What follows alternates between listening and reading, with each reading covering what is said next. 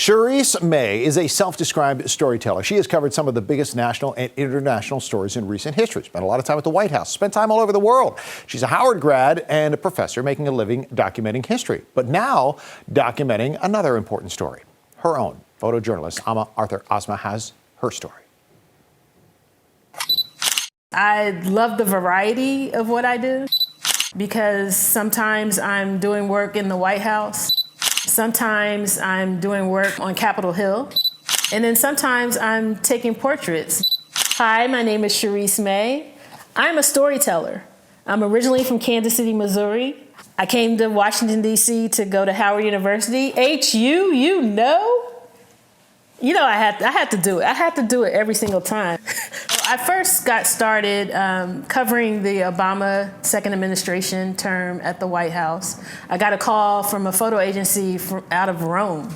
Yeah, imagine that. And they reached out to me. They saw some of my work online. And so I started doing work with them. And what that did was it put me into this network of other agencies and other publications. And then I start getting calls, for other work.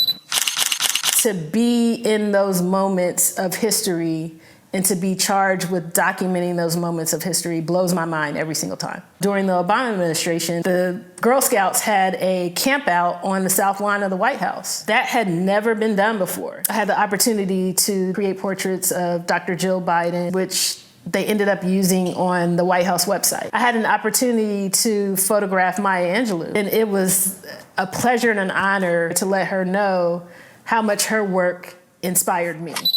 And then some of the hearings that I've been able to document and photograph. Ketanji Brown Jackson. There's actually a particular photo that one of my colleagues, Al Drago, he sent me this photo of me photographing Ketanji Brown Jackson. Senator Paul. A lot of times I am the only Black woman in spaces like the RFK Jr. hearing. Simplified and dumbed down. And it happens often, it happens a lot. And I have other Black colleagues who are photographers that do the work as well, but we never seem to be assigned at the same time. So we talked about Morris. It does make me think about how good it would be to have others along in those spaces. I have a life outside of the work.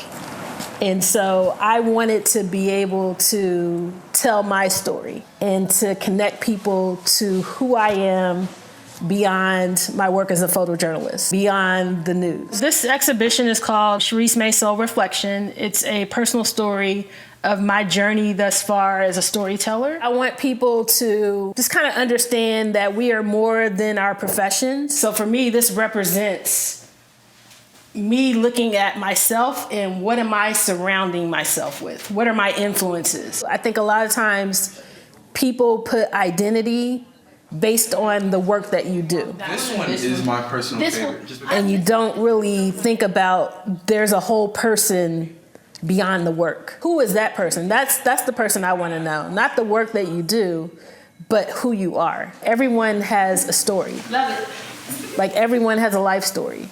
And I just want to encourage people to tell those stories.